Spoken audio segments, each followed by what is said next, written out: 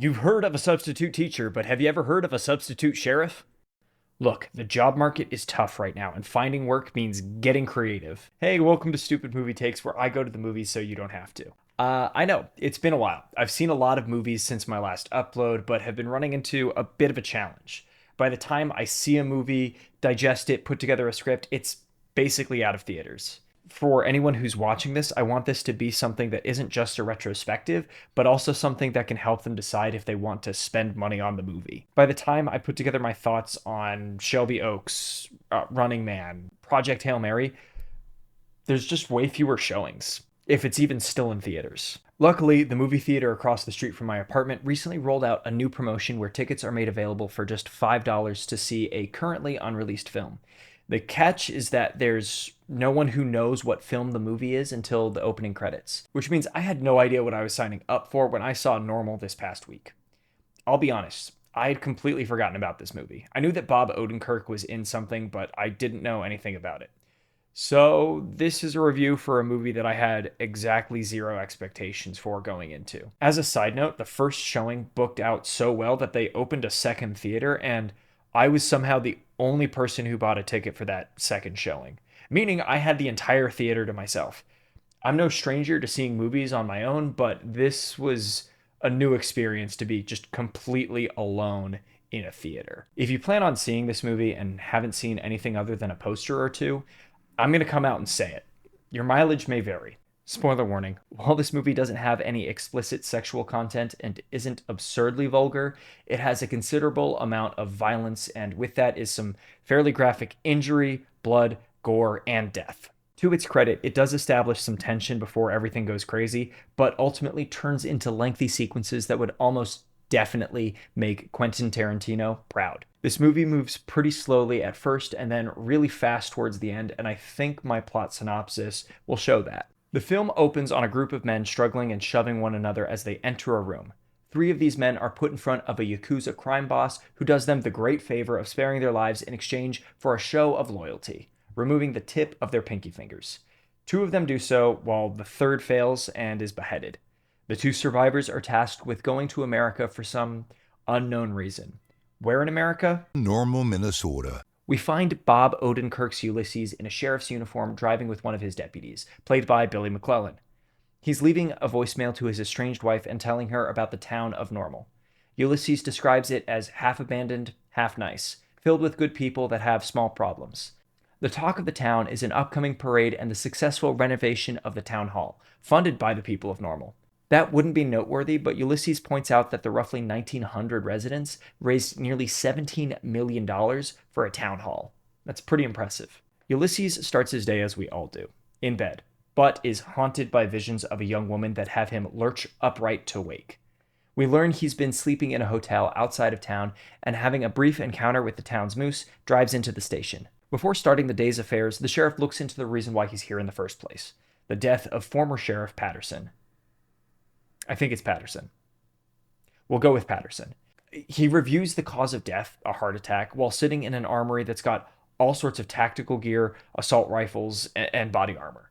All explained by post 9/11 grants that the previous sheriff had been granted by the US government. Sheriff Ulysses and Deputy Mike are shown dealing with the small matters that face a town like Normal. The pair separate two people arguing over the price of something. Reports two assholes screaming at each other. All right, separate. The customer is upset by the fact that they can get the same thing off of Amazon for 30% lower, and the shopkeeper makes it clear that they can't just give things away. Sorting things out and learning about the shopkeep's old school stump removers, the pair head next door to address the local sewing shop receiving the wrong shade of yarn.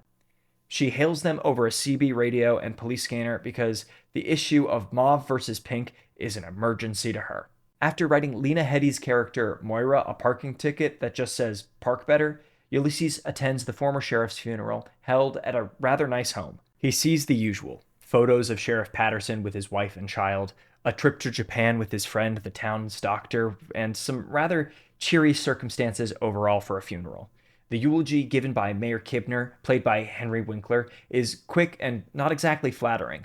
He takes a moment to ask the doctor about the autopsy, wherein the doctor details his findings. Sheriff Patterson must have been drunk as he was outside in freezing cold with nothing on but his undies, ready to go ice fishing.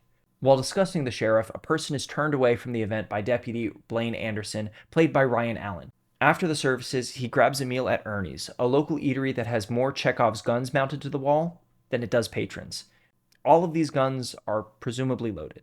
Moira, the bartender at Ernie's, introduces herself to the lawman, and the two close down the bar with a heart-to-heart wherein Ulysses details the demons that he's been running from. It's revealed that his previous position as sheriff had him working in a small town much like normal. An upstanding citizen had awful allegations made against him by his own daughter, which Ulysses had not investigated. One night, he was called out to their home to find the daughter pointing a gun at her father, while her father curses her for what he did to her. Ulysses explains that the daughter shot her father and then pointed the gun at him. Ulysses ends the story with 4 chilling words. I had better aim. Ulysses wakes up the next day to the same visions he always does before meeting Lori and her dog outside, dealing with something stuck in a vending machine.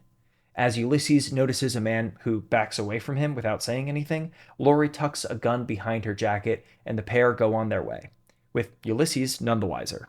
As he heads into town with a winter storm looming, he runs into Jess McLeod's Alex, Sheriff Patterson's kid, now an adult, parked by the side of the road, drunk with a gun in hand.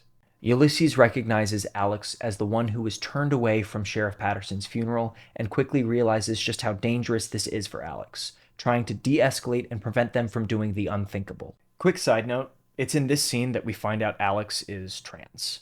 It's not really clear how Alex identifies, but there's a moment of dialogue in which they say jokingly that Sheriff Patterson loved Daddy's little girl. Couldn't keep that up. To get out ahead of critics who are tired of woke Hollywood making everything all about trans people, this is the only time it's brought up in the movie. Ulysses corrects himself, moves on, and that's it for the entire film. So if you're bothered by how much time is spent on this, your problem isn't some Hollywood agenda, it's with the existence of trans and non-binary people. I've spent literally 3 times more on this point than the entire movie does, but I think it's important to bring up how confident I am that this tiny moment is going to still somehow get people upset. Ulysses manages to talk Alex into going in with him and gives Alex a place to rest in a locked cell inside the town's police station. Meanwhile, Lori, played by Rena Jolly, and her partner, Keith, played by Brendan Fletcher, are shown doing what it is that they came here to do: rob the town's bank. They disarm the guards, who seem more than willing to let things go, and demand all the cash that the tellers have. The entire police station is shocked by the alarm at the bank and strap on the absurd amount of riot gear that they have to stop the robbery. Oh, shit. Lori and Keith find far less money in the bank than they had hoped and demand to get into the vault. This is where all hell breaks loose. A man has a heart attack and Keith goes to his aid, despite being a part of this robbery. One of the guards, who we see as one of the 2 surviving mobsters from the opening scene, pulls a knife and stabs Keith. The struggle leads to guns going off and both guards down as Ulysses and the rest of the normal police department arrive. Hoping to de-escalate yet another situation, the sheriff starts to enter the bank when suddenly Deputy Blaine opens fire on Sheriff Ulysses.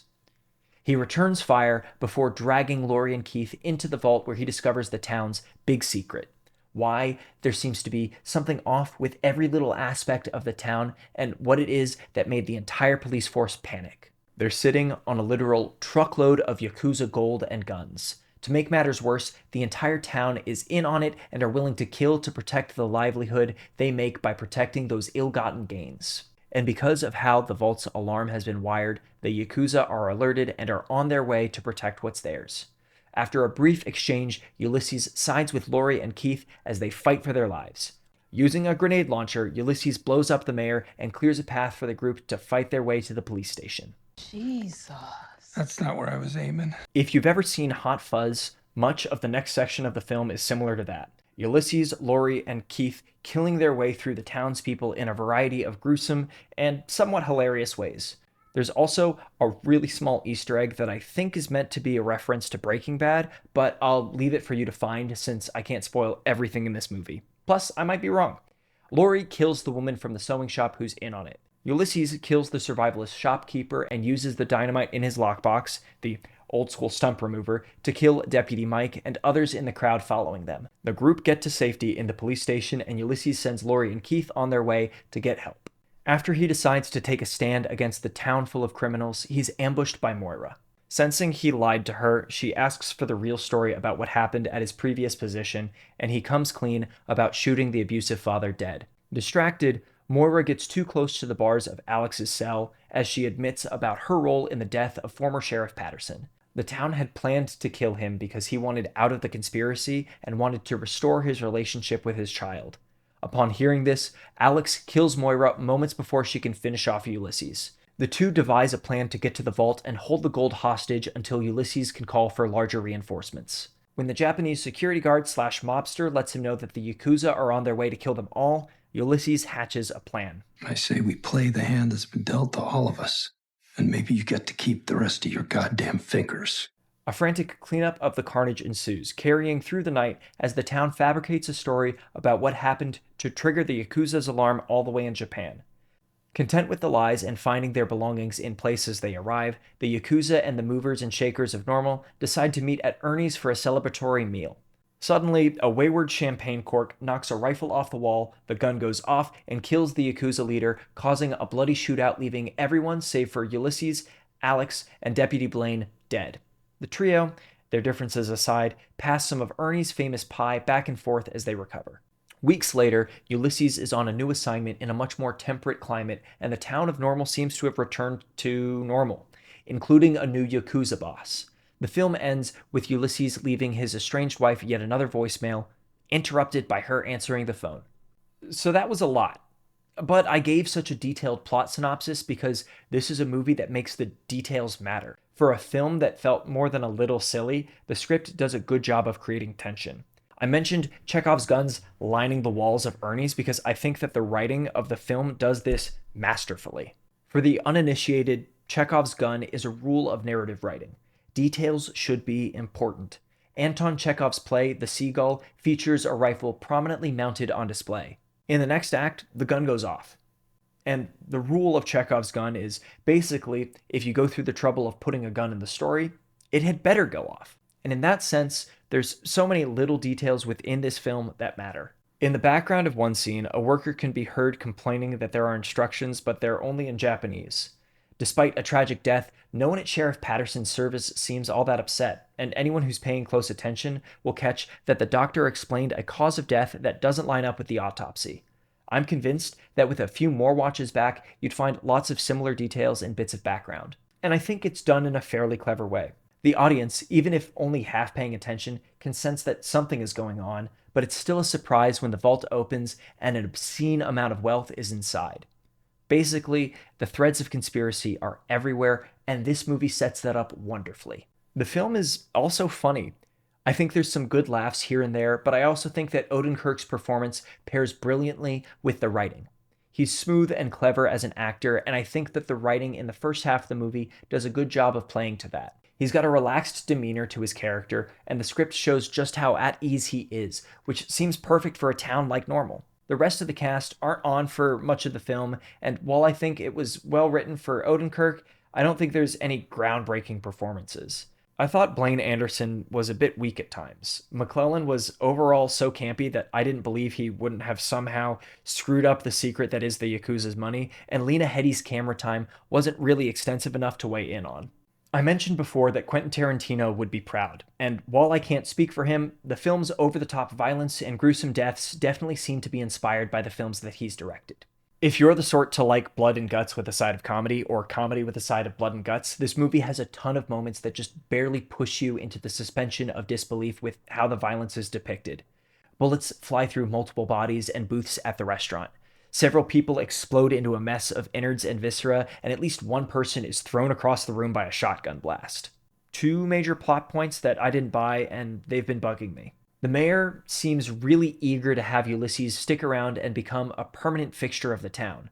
But when we see the deputies firing on the sheriff at the bank, the mayor is not far behind, revealing that he was masterminding the assassination all along. Maybe they conspired to off him after he turned down the job as sheriff, but they also shot at him before he ever saw the vault, meaning they were going to kill him regardless of if he discovered the secret or not. Secondly, and more importantly, the people of Normal were way too scared of the Yakuza coming to town. With seemingly everyone in the town armed, a well stocked armory, and automatic rifles locked away in both the police station and the vault, it really doesn't make sense that they'd be so terrified of three SUVs with Yakuza bearing small arms. Aside from the idea that there could be nearly 2,000 people in on the same secret and no one from out of town knowing about it, I couldn't really shake these two plot holes. There's something to be said about the premise of this movie. A town that has been dealing with decline for decades becomes desperate. There's 1,890 people in Normal, and as we saw in the scene with the shopkeeper, things can get tense. They all have a single industry keeping them afloat, and that's holding on to the Yakuza's money. Sure, they all get along, but in the spirit of details, the town of Normal, despite a huge influx of drug money, is dying. I don't remember seeing any children in the movie, and the average character is middle aged. I think that's very intentional. This and the iron grip of advancement and acceleration of industry puts a huge amount of strain on small towns like Normal. The mayor goes off on corporate bigwigs and why it is that this entire town has turned to crime. It's not out of greed, it's about survival. If you look at population charts in this country, especially in small towns, their average resident is getting older and their overall population is shrinking. This film isn't meant to be a conversation piece around that, but I do appreciate that the production team put that into the details. Even if the premise is a bit unbelievable, the circumstances that Normal is facing are incredibly real to millions and millions of Americans. In summary, I think that this is a movie you can either take or leave. If you go and aren't turned off by the gore and the relatively slow-paced start, I think you'll enjoy yourself. But there's nothing really compelling about the film either. The premise is somewhat rocky, the characters aren't exactly memorable, and I ultimately feel like they did a great job of telling a story I didn't believe. But maybe that's just a stupid take. I kinda had to rush this review out. I wanted to post it before Normal truly came out in theaters, but because of my job and my personal life, getting the script together took a little bit longer than anticipated. I'll try to do this more often and turn things around a bit sooner, but I so appreciate the engagement with the last review I did and anyone who does the same here. If you'd be kind enough to comment on what you'd like to see a review on next, I'd love some suggestions. Liking the video means a ton, and to be honest, the more people that subscribe, the harder I'll work to do this regularly. Either way, thanks so much for watching, and I'll see you in the cinema.